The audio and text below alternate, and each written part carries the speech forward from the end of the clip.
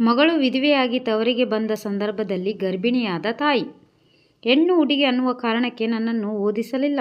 ಸಂಪ್ರದಾಯಗಳನ್ನು ಹಿಡಿದು ಜೋತಾಡುವ ಗೊಡ್ಡು ಆಚಾರವಂತರ ಕುಟುಂಬದಲ್ಲಿ ಹುಟ್ಟಿ ಅಂಥ ಮನೆಯನ್ನೇ ಮೆಟ್ಟಿ ಅಂಥ ಆಚಾರವಂತ ಮಡಿವಂತನಿಗೆ ಮಡಿದೆಯಾದೆ. ವಯಸ್ಸು ಆಯಿತು, ದೊಡ್ಡವಳಾದಳು ಎಂದರು. ಅದೇನು ಎಂಬುದು ತಿಳಿಯುವ ಮೊದಲೇ ಮನೆಯಲ್ಲಿ ಮದುವೆ ಸಂಭ್ರಮ. ಹುಡುಗ ಚೆನ್ನಾಗಿದ್ದಾನೆ, ಸಂಪ್ರದಾಯಸ್ಥ ಕುಟುಂಬ. ಇಷ್ಟೇ ಅಮ್ಮನಿಗೆ ನನಗೆ ತಿಳಿದ ವಿಷಯ. ಎಷ್ಟೋ ಕನಸುಗಳನ್ನು ಹೊತ್ತು ನನ್ನ ಗಂಡನಿಗೆ ಹೆಂಡತಿಯಾಗಿ, ಅತ್ತೆ ಮಾವನಿಗೆ ಸೊಸೆಯಾಗಿ ಹೋದೆ. ಬೆಂಕಿಯನ್ನು ನೀರಿನಿಂದ ತೊಳೆದು ಬಳಸುವ ವಂಶ. ಆಚಾರ ಬೆಂಕಿಯ ಮೇಲೆ ನಡೆದಂತೆ ಇರುತ್ತೆ ಅಂತ ಆ ಮನೆಗೆ ಸಂಸಾರ ಮಾಡಲು ಹೋದ ಮೇಲೆ ನನಗೆ ತಿಳಿದಿದ್ದು. ಹಗಲು ಹೊತ್ತು ಗಂಡನೊಡನೆ ಮಾತನಾಡತೊಡದು. ರಾತ್ರಿಯಾದ ಮೇಲೂ ಸಹ ಎಲ್ಲರೂ ಮಲಗಿಕೊಂಡ ಮೇಲೆ ಗಂಡನ ಕೋಣೆಗೆ ಹೋಗಬೇಕು. ಬೆಳಗ್ಗೆ ಎಲ್ಲರೂ ಏಳುವ ಮುಂಚೆ ಕೋಣೆಯಿಂದ ಹೊರಗೆ ಬರಬೇಕು. ಹಿರಿಯರು ಓಡಾಡುತ್ತಿರುವಾಗ ಅವರೆದುರಿಗೆ ಎಷ್ಟು ಹೊತ್ತಾದರೂ ಸರಿ ನಿಂತೇ ಇರಬೇಕು. ಇನ್ನು ಹೊರಗಾದಾಗ ಆ 3 ದಿನ ನರಕ. ಇನ್ನು ಗಂಡನ ಬಗ್ಗೆ ಎಷ್ಟು ಪ್ರೀತಿಯೋ ಅದರ 2ರಷ್ಟು ಭಯ. ಅವರ ಕೋಣೆಯೊಳಗೆ ಹೋಗುತ್ತಿದ್ದಂತೆಯೇ ಮೇಣದ ಬೊಂಬೆಯಂತೆ ಕೀಳುಗೊಂಬೆಯಂತಾಗಿ ಬಿಡುತ್ತಿದ್ದೆ. ನಮ್ಮ ಮನೆಯಲ್ಲಿ ಹಿರಿಯರ ಕಾಲ ಮುಗಿದ ನಂತರ ನನಗೆ ಸ್ವಲ್ಪ ಸ್ವಾತಂತ್ರ್ಯ ಲಭಿಸಿದಂತಾಯಿತು. ನಾನು ಕಳೆದುಕೊಂಡದ್ದು, ನಾನು ಪಡೆಯಲಾಗದೆ ಹೋಗಿದ್ದನ್ನು ನನ್ನ ಮಕ್ಕಳಿಗೆ ದೊರೆಯುವಂತೆ ಮಾಡಬೇಕೆಂದುಕೊಂಡೆ. ನನ್ನಲ್ಲೂ ನನ್ನ ಆಲೋಚನೆಗಳಲ್ಲೂ ಸಾಕಷ್ಟು ಬದಲಾವಣೆ ಬಂತು. ಆದರೆ ಕಂದಾಚಾರ ಪದ್ಧತಿಗಳಿಗೆ ಜೋತು ಬಿದ್ದಿದ್ದ ನಮ್ಮವರಲ್ಲಿ ಆ ಕೆಟ್ಟ ಮಡಿವಂತಿಕೆಯ ಭಾವಗಳು ಸ್ವಲ್ಪವೂ ಕಡಿಮೆಯಾಗಿರಲಿಲ್ಲ. ನನಗೆ ಮೊದಲು ಹೆಣ್ಣು ಮಗು ಹುಟ್ಟಿತು. ಎಷ್ಟೋ ಆಸೆಯಿಂದ ಆ ಮಗುವಿಗೆ ಸುಮಂಗಲಿ ಎಂದು ಹೆಸರಿಟ್ಟೆ. ಆಧುನಿಕ ಸೌಲಭ್ಯಗಳು ನಮ್ಮ ಮನೆಯ ಬಾಗಿಲವರೆಗೆ ಸಹ ಬರುವ ಅವಕಾಶವಿರಲಿಲ್ಲ. ಆದ್ದರಿಂದ 30 ವರ್ಷಕ್ಕೆ 5 ಜನ ಮಕ್ಕಳ ತಾಯಿಯಾದೆ. ಸುಮಂಗಲಿ ಒಬ್ಬಳೇ ಹೆಣ್ಣು ಮಗು.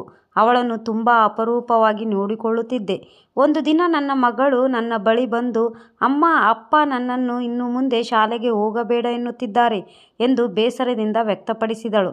ಅವರನ್ನು ಕೇಳಿದೆ, ನಿನಗೆ ತಿಳಿಯದೆ ನನ್ನ ಕೇಳ್ತಾ ಇದೀಯಾ?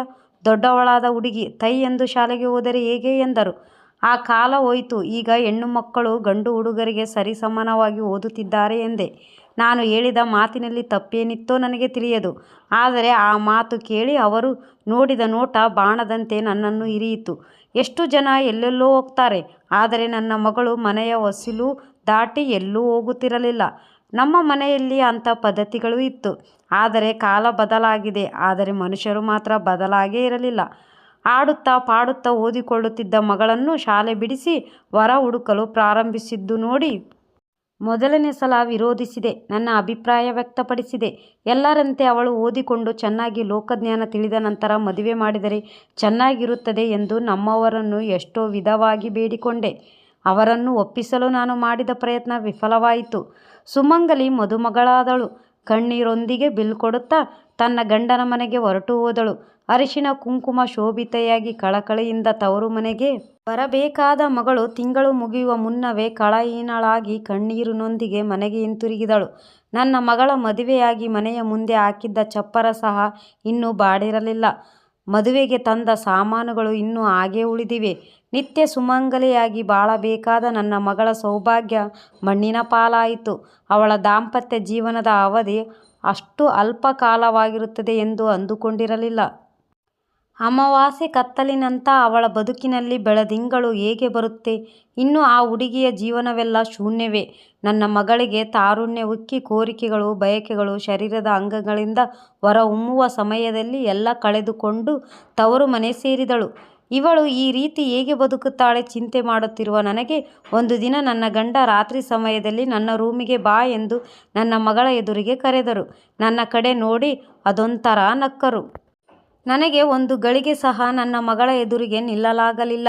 ಕೋಣೆಯಲ್ಲಿ ಭರಣಿಯಿಂದ ಅಡಿಕೆ ಪುಡಿ ಹಾಕಿಕೊಳ್ಳುತ್ತಿದ್ದರು. ನನ್ನ ಮಗಳ ಎದುರಿಗೆ ಅವರು ಕರೆದಿದ್ದ ರೀತಿ ನನಗೆ ಸ್ವಲ್ಪವೂ ಇಳಿಸಲಿಲ್ಲ. ಹಾಗಾಗಿ ನಾನು ಆವೇಶದಿಂದ ಮತ್ತು ಕೋಪದಿಂದ ಅಲ್ಲಿಗೆ ಬಂದೆನು. ಅವರನ್ನು ನೋಡುತ್ತಿದ್ದಂತೆ ಕೈಕಾಲು ನಡುಗಿತು. ಏನೆಂದು ಕೇಳಬೇಕು, ಹೇಗೆ? ಮನಸ್ಸಿನಲ್ಲಿ ಮನನ ಮಾಡಿಕೊಂಡೆ. ನಿಮ್ಮ ಹಾಸಿಗೆಯನ್ನು ವರಾಂಡದಲ್ಲಿ ಹಾಸಲೇ ಎಂದು ಅವರನ್ನು ಕೇಳಿದೆ.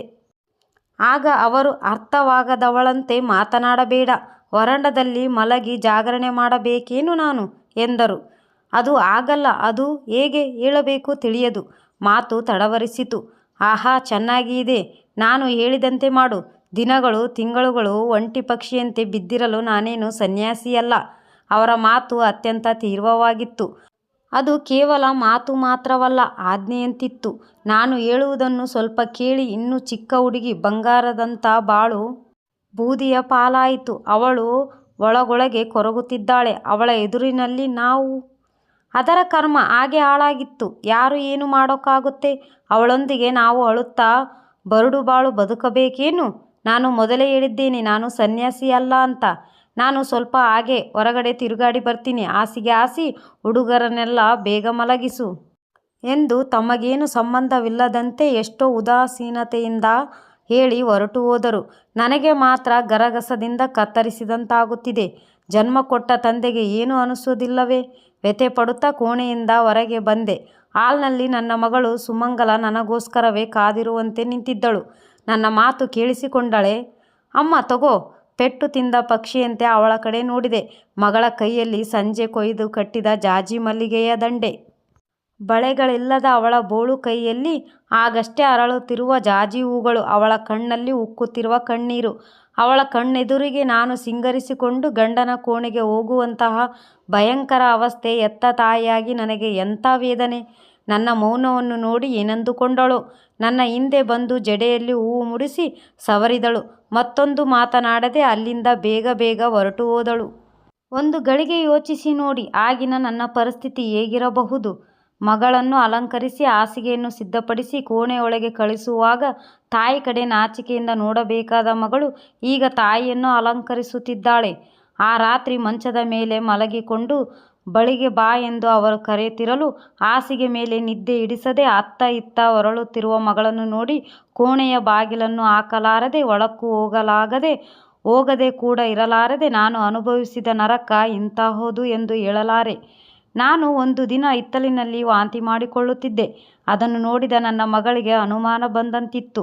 ಏನಿಲ್ಲವೆಂದು ನಾನು ಎಷ್ಟು ತಪ್ಪಿಸಿಕೊಂಡು ತಿರುಗಿದರೂ ಅವಳು ಹೆಣ್ಣು ಹುಡುಗಿ ಆದ ಕಾರಣ ಅವಳಿಗೆ ನನ್ನ ಪರಿಸ್ಥಿತಿ ಅರ್ಥವಾಗಿತ್ತು. ಆ ಸಮಯದಲ್ಲಿ ನನಗೆ ಸಾವು ಬರಬಾರದೆ, ಭೂಮಿ ಬಾಯಿ ಬಿಡಬಾರದೆ ಎನಿಸಿತ್ತು.